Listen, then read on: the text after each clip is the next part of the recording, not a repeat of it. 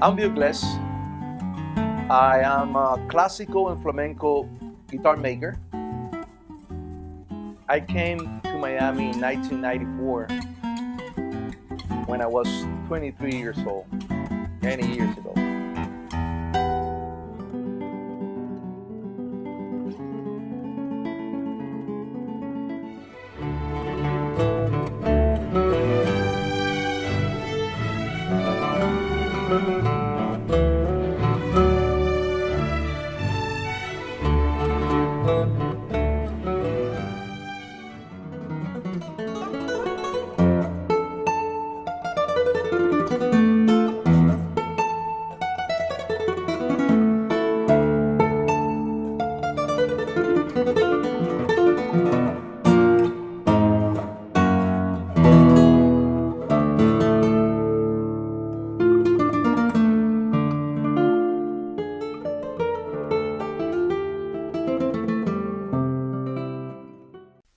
Hello, my name is Steven Dentone. My goal is to build guitars that have a wide range of tonal color, so the musician playing them is free to express themselves.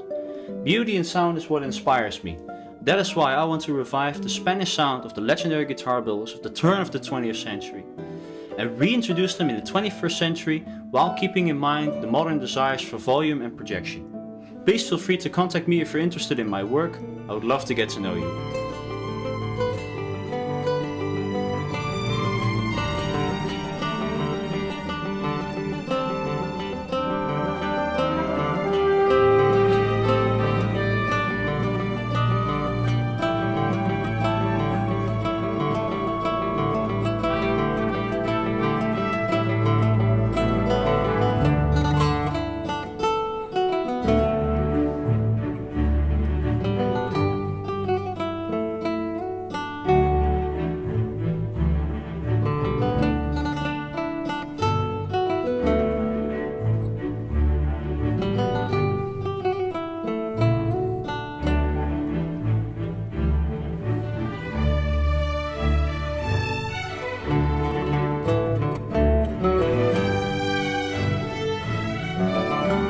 I'm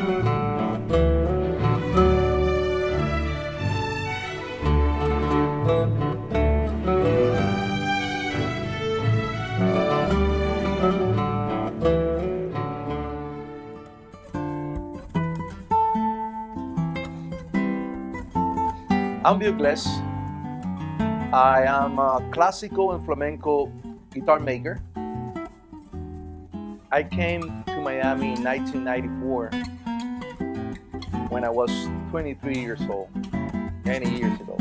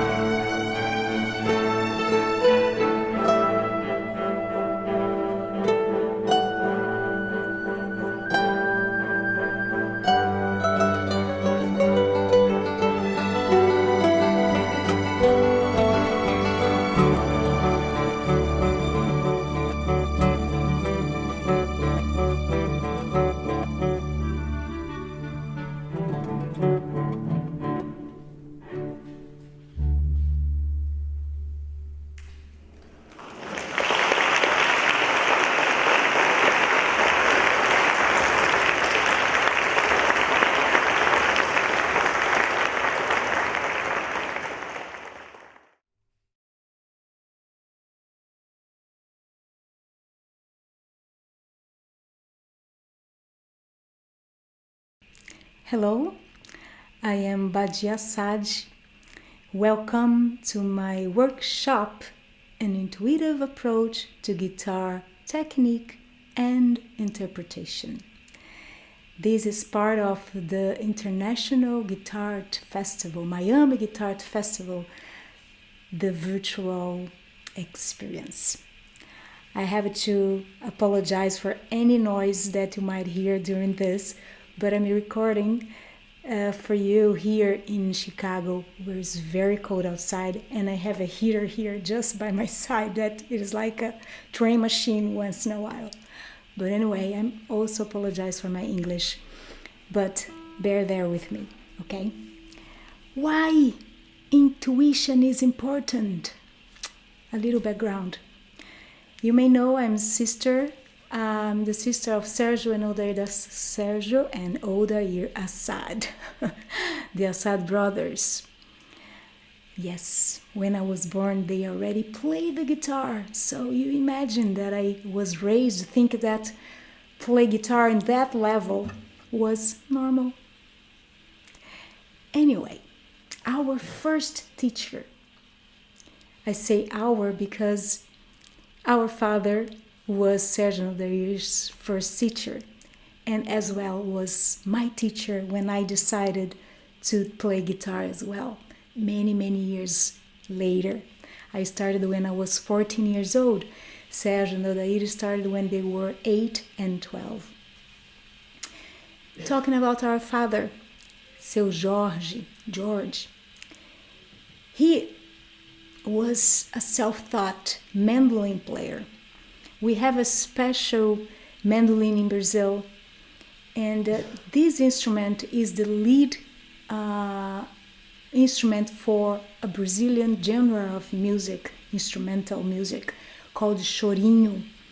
Chorinho is our jazz because it embraces very intricate harmonies and chord changes, many parts, amazing melodies, has a space for improvisation, but chorinho has something else. Chorinho is not only playing music, it's a gathering of people around music. So these people get together in a roda de choro, a choro circle. Choro is another word for chorinho. And these people play for hours and hours and hours. There is no competition who plays better. It's just for the love of music. And whoever is around them, they dance, they play percussion, they can sing. Some songs belong to this genre as well. So anyway, my father was a great chorinho player. And when he played, he would transform into some sort of musical angel. In a real life, he was a very strict man, very hard on the kids, especially on me as a girl. So I had all these limitations and all this, you can do this, you cannot do that, and I had a lot of you cannot do. My not do list was huge. So I was raised with this beautiful man, getting in touch with my brothers in a musical level. And when he was dealing with music, I knew he had this other father that I didn't have. So when my father invited me to play chorinho with him, and this happened because when I was 14 years old, we moved away from my brothers to the countryside of São Paulo, to a city where I was born, São João da Boa Vista. And in that town, my father had nobody to play his mandolin with. So he looked at his daughter, "Do you want to play with me?" I answered, "Yes, of course." I wanted to be close to that father that I didn't have access, just being a little girl around, you know. At some point, I was jealous of my brothers. Anyway, I started to perform with Dad. And very fast, I learned how to play chorinho. And when I was 15 years old, I already won my first guitar competition. And I was totally sure that instrumental music and classical music was my thing. It had a long journey until I discovered that classical music was not in my heart. There is one little story I'm going to tell you when this shift started to happen in my mind. When I was 18 to 19 years old, I was invited to be part of a duo called Les Deux Romantiques with another guitar player, female. Her name is Françoise Emmanuelle Denis, which ended up being Odair's wife a little after this tour we did together. I started to play with her. I was still living in Brazil and she in Brussels. And she discovered I was playing and I was already winning competitions. So her partner, former partner, left and she was searching for a new partner. So she made an invitation for me and there was me. My first gig, paid gig, was already with this Belgian lady.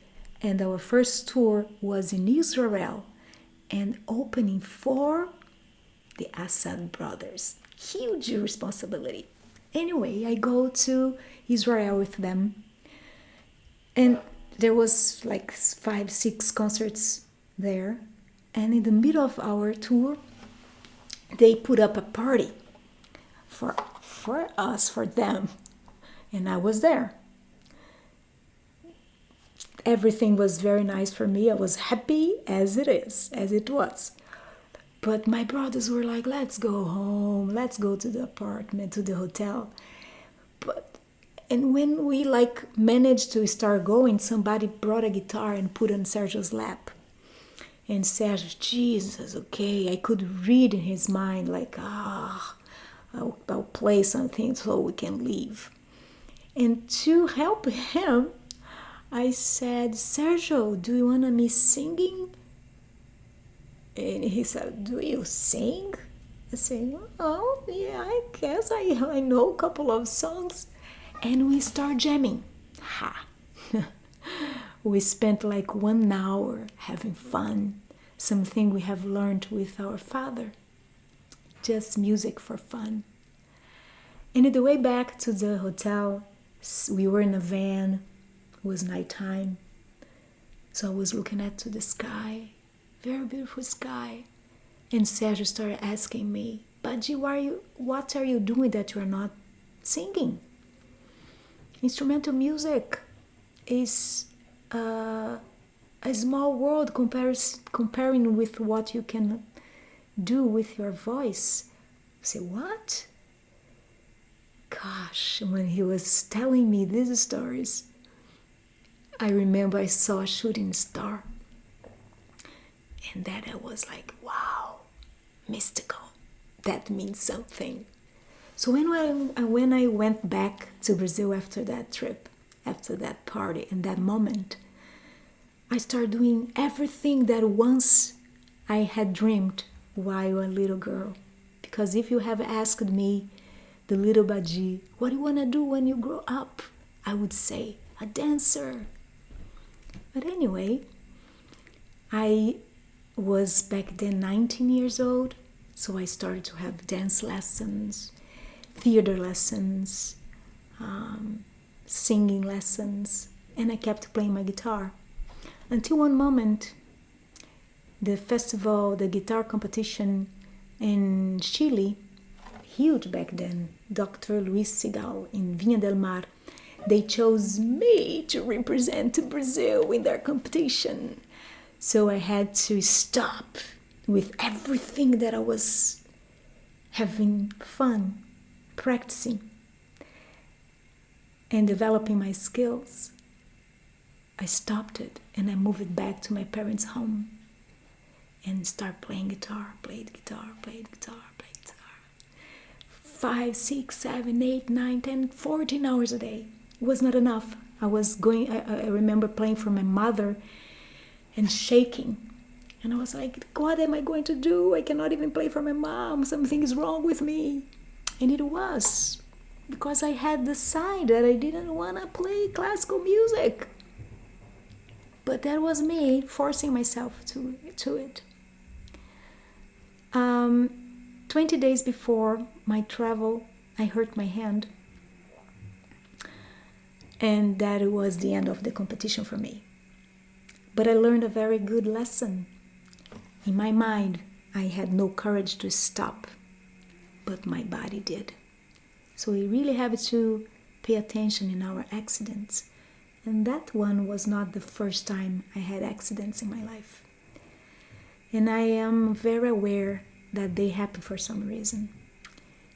Anyway, when I went back to Brazil after this competition, I started doing everything over again. And I had this very huge question: who am I? If I am not a classical musician, who am I? Around that same time, I was invited to record my first album back in '89. I called Sergio to be the producer, and he was friends of all these great musicians. So we decided to record. I started my shift then because I decided to record classical musicians that had composed something towards more popular avenue.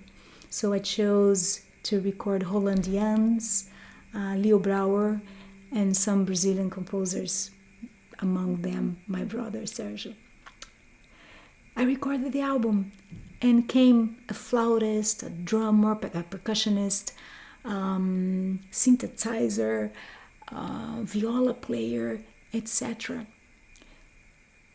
And the company that sponsored the album actually was a gift, like Christmas gift was the album.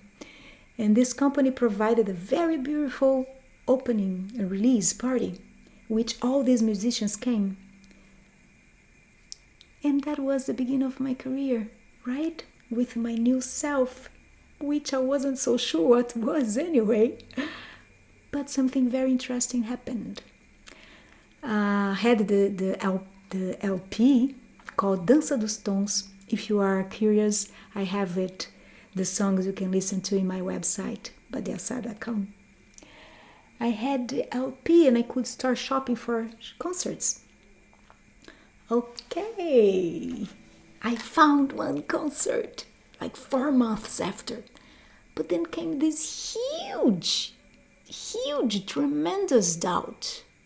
How am I going to do a solo concert without that flute, without that drummer, without that percussionist? I'll say, I'm just a voice which was just at the beginning of singing. My voice was so like shy, and my guitar.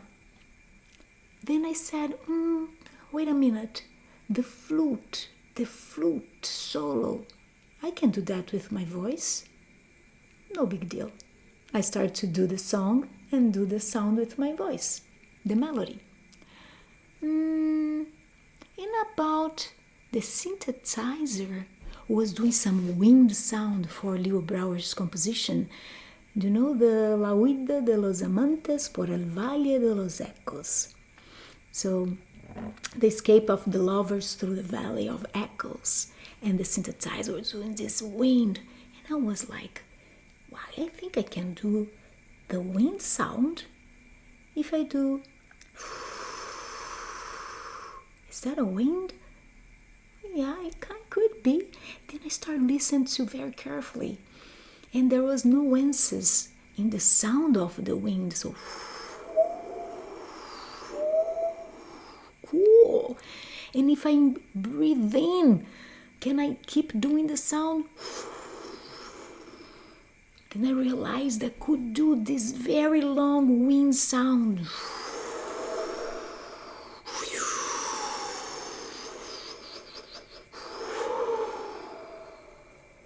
Cool. Very nice. There was me. 2 songs I recreated. Then which more? Just 2 songs like this is not enough. Okay, the percussion. There was this song, Hollandian song, Saudade number 3, I guess. For a long time I don't listen to it. And the percussionist chose to play an instrument called woodblock, which has 2 little pieces of wood, and there is a low bass and a higher pitch.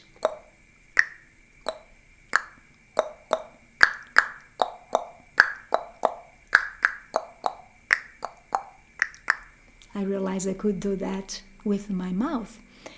But then, could I do that playing the guitar and keep the rhythm? Very difficult.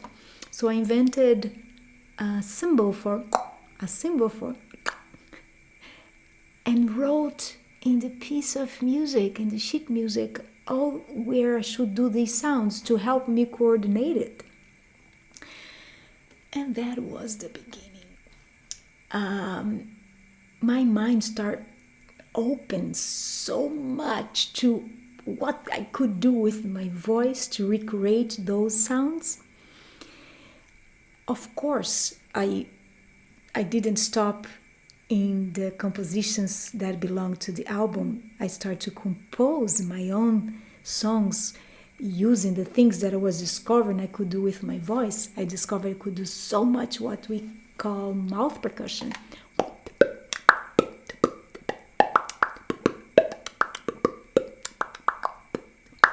And one thing very interesting also happened, because in one of the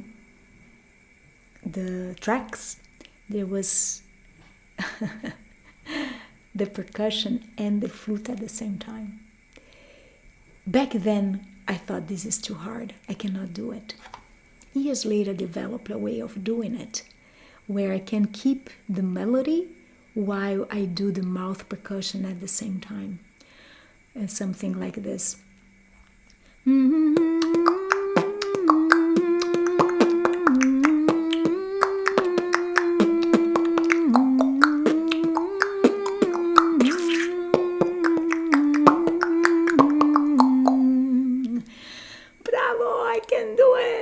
Can I do the guitar with this too?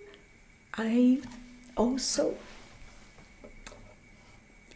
invented like to present my band, my own band, where I have the guitar player playing the harmonics. And welcome here the bass player, right?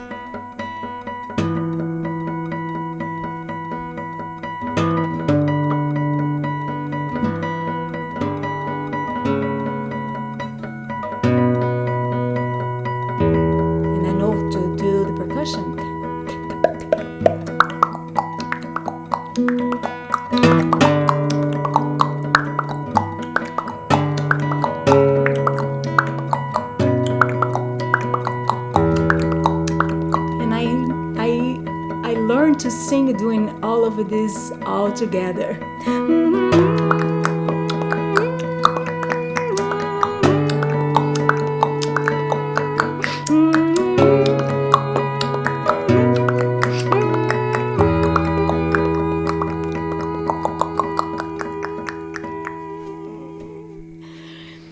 Wow, I have so much fun doing this. To arrive at this point, I had a lot of practice. I was never ever afraid to practice because I always saw technique as a way to let my wings free. Because if you have some idea and you cannot approach to your idea because of technical limitations, let's get better with our techniques. So technique is the study of technique was never ever a problem for me. Was actually, I always approached it as a way to freedom, an avenue to freedom, to make my life and my creative side lighter and freer to do whatever comes to my mind.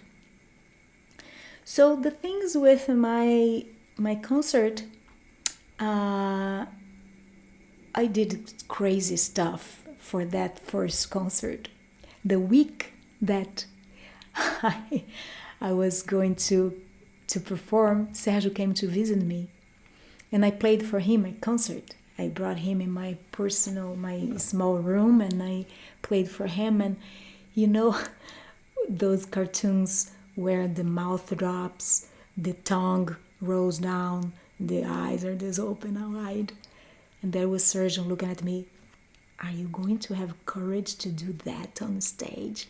Because I created this structure where I hanged a lot of percussion instruments, and I stopped playing using the left leg, and I started using my right leg, because this way I could knock these instruments while I was playing, and it makes sounds. And I started to play crossing legs. You cannot see me sitting down now, But at the concert for the festival, you can see how I sit down. But I started to incorporate so much things into my own way of approaching music. And all came because I had this passion flourishing from the inside out. Okay, a little bit of water.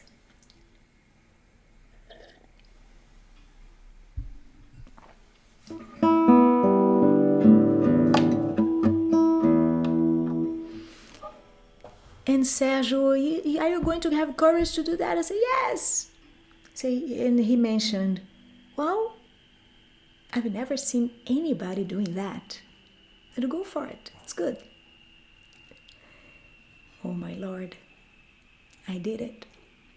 And that was the beginning of what became 4 years later called One Woman Band. I released that show, I'm telling you, now happened in 90. And in 94, I ended up releasing my first CD, recorded in New York by a New York company called the Chesky Records. And the American critics called me One Woman Band. Later on, they start calling me Tori Amos from Ipanema. And so many other combinations, crazy combinations. One time I was in a list with Ben Harper, Annie DiFranco. So much we collect in this lifetime. But anyway, in between one CD and the other, it happened that I was searching for more job. And I heard about a musical called Mulheres de Holanda, The Women of Holanda. Chico Buarque de Holanda is one of the greatest Brazilian composers, popular music. But when I went to the workshop where they were going to select the band, the live band, I went with my guitar and they said, no, we don't want a guitar. I said, what? What you want? And they had 200 women fighting for 2 places as a singer. And I said, okay, I don't have anything to lose. And I won one of those 2 positions. So during 1 year, I was just singing. When finished that year, I had the second big moment, breakdown. Who am I? Because then again, I didn't have a band. During 1 year, I was singing with a band for the musical. I danced a little bit, but that was back to me solo. But that time I decided to study percussion. I said I would try something different. I had lost the punch for it as a guitar player because I was not practicing that much. And I started to learn percussion.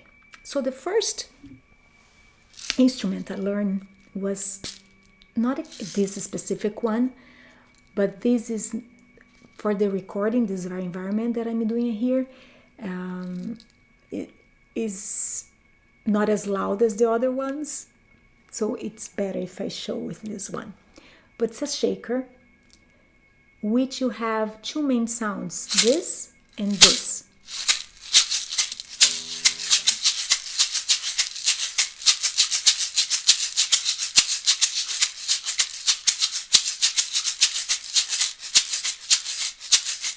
All this difference is just 2 movements, this and this, okay?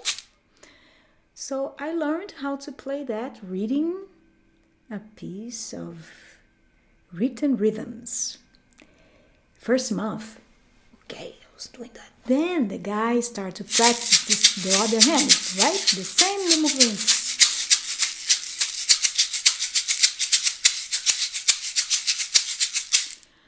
Okay, second month, third month, he started to put me to read 2 scores, each hand reading a different score. And when I was really doing this, I could really, polyrhythm became something very easy. I was at home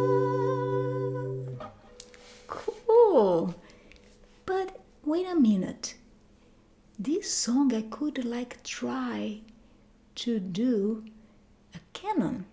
Can I? The melody is here. Que me enfeitiçou, uma arrebatou, tu allais parfois de la cachaça e de suor, geme de preguiça e de calor, já é madrugada. Acorda, acorda, acorda, acorda, acorda, acorda. Wow, when I had that idea, it was so difficult to put it out. Even more difficult than to play with the shaker. So what could I do to, sometimes you're playing guitar, it's even hard to speak, right? To sing at the beat, somehow the neurons work, the sides of the brain goes together. But to do this, the canon with the voice was very difficult. So I created a technique way study. I created a study to practice this technique. So I memorized the song as much as I really didn't have to look at my fingers to play the song, right?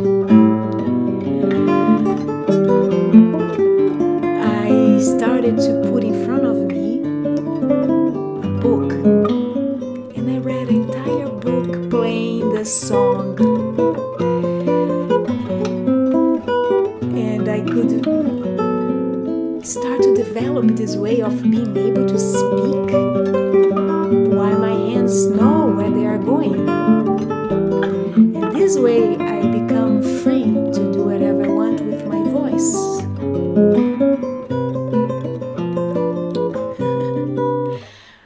And I added something else, because during the time I was in the musical, I met many people related to theater.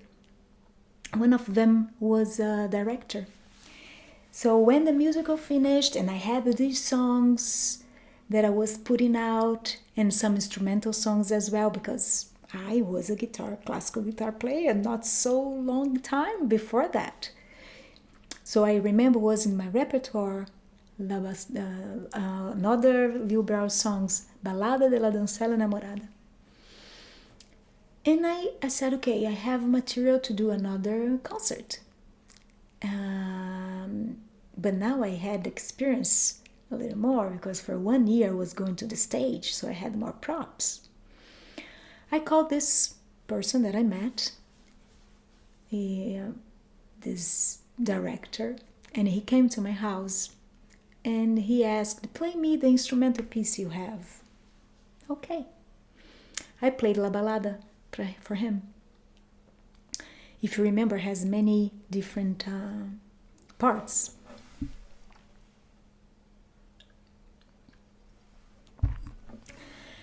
When I finished, and I was technically already, I was practicing a lot, so I had the chops, the guitar. When finished, he asked me, where did you go? I said, what? He said, yeah, because wherever you went, you didn't take me. What? That was a shock, because in my mind, I totally knew where I was going, but I didn't pass that to him. So he made me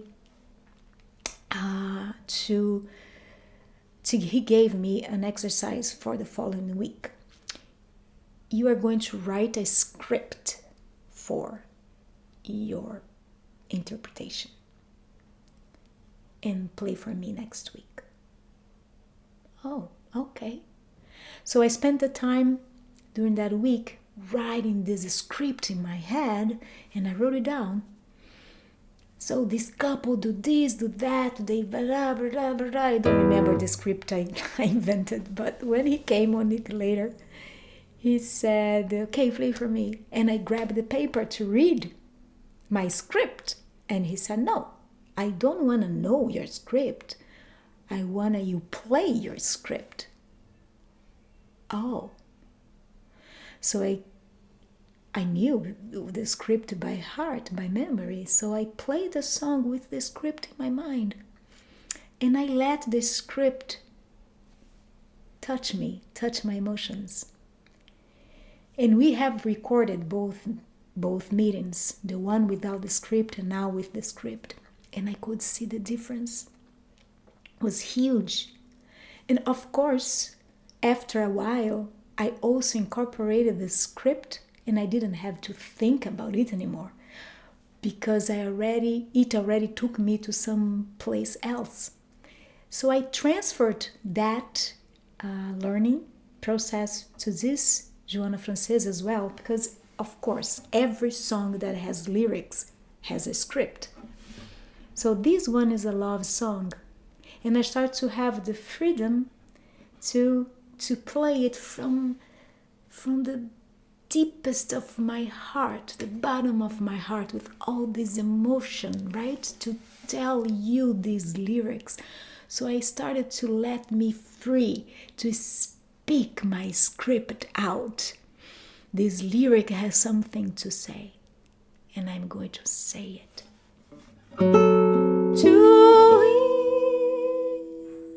Tu manteau, tu plais, tu manteau, tu allais trop piquer dans le sang et sur la peau. J'ai mis de loucura em dia, torpor, já é madrugada. Acorda.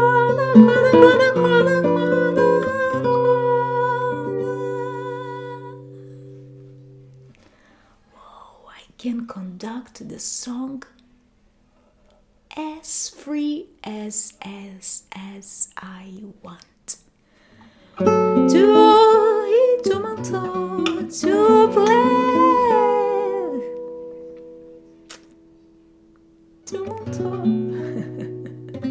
tu allais trop piquer dans le sang et sur la peau.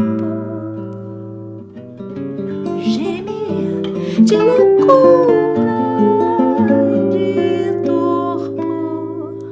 But then I discovered I can have the same freedom if I'm not playing the words, if I'm not singing the words.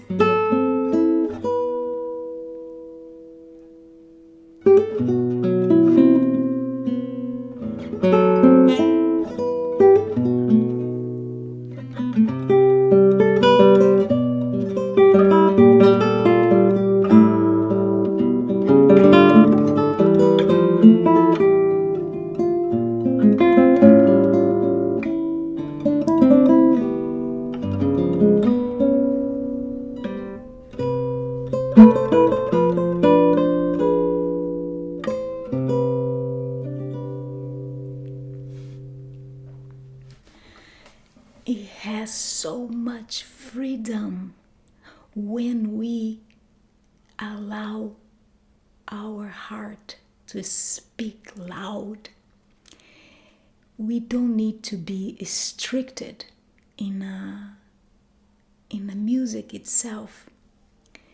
We have to let the music be part of who we are.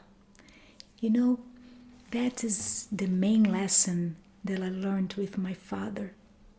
When he played music, he was not more my father. He was this entity where music just channeled through him. And when I discovered that I could reach the same place myself, it was when I really felt that music is my meditation, is my therapy, it's my religion, it's my heart out, it's my mission, and my way to bring to the world the best of me. And in order to keep myself as this vessel for this music to come out, I have to keep taking care of my body. So I do pay attention in all the aspects to always be a better human being, because I know being a better human being, and this is an ongoing process, we can every time be polishing and be a better channel for music. I know many musicians, like really, they have a gift to transport to music, not thinking about anything of this. But my approach, it's a healthy approach, So I do like meditate every day. I do take care of what I eat. I make sure I'm exercising my body. Lots of musicians have lots of problems with the body because we don't move. We can stuck in a chair for hours and hours, not moving, just moving our fingers. But in 98, I was doing something again that I was not enjoying. And I hurt my hand, but not in an external physical way. I had focal dystonia in my left hand, these 2 fingers here. I lost totally control. Doctors told me I would never play the guitar again. And I took 2 years to recuperate myself in a very, very, very self-cure process. A very spiritual journey. So intuition became a sign, I know if I hear my intuition, I'm in the right direction.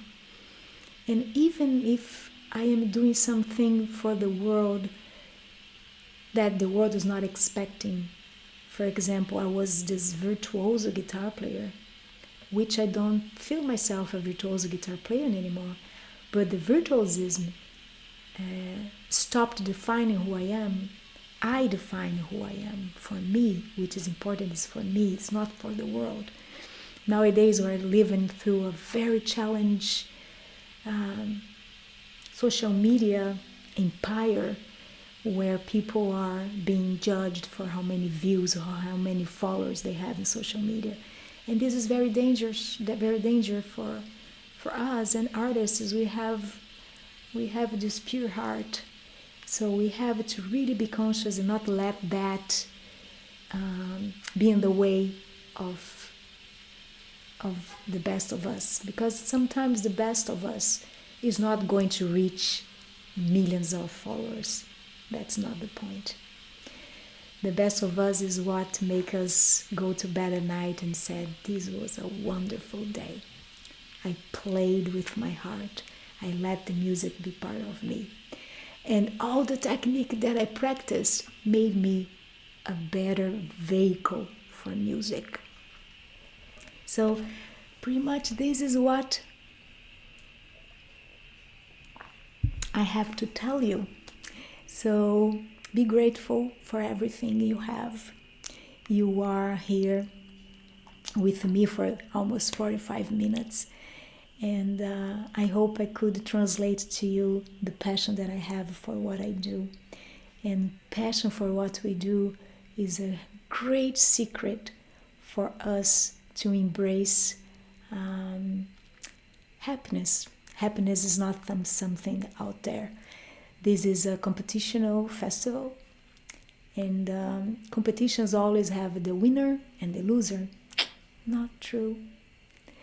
The winner are the ones that executed something better than others that day, but that doesn't mean it's a better musician or it's better in that category, but that doesn't translate what this represents to our lives. So to lose in a competition is not to lose in life. And we can actually grow so much when we lose, because it's a key to keep growing, and we can have a life to grow every day.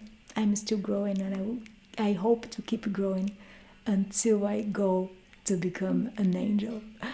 So this is it. Thank you very much for staying with me this long. If you want to know more about me, again, you can find a lot of information on my website, and as well there is a web series called Badi Music. in my YouTube video where I share a lot of my inventions, musical inventions, a lot related to the guitar. Okay? So take care. Have a good year. I know COVID is out there, but that doesn't define the happiness that you can find inside of you. Take good care of yourself. Bye-bye.